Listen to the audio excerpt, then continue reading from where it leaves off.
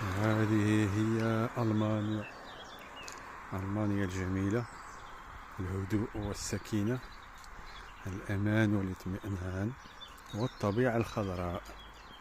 كما ترون ألمانيا الجميلة ما شاء الله، شوارع نظيفة، زقزقة العصافير، جو جميل، بالرغم من أن الكثير من الناس يشتكون من هذا الجو ويقولون جو كئيب، جو لئيم لكن بكل صراحة جو جميل، طبيعة ما شاء الله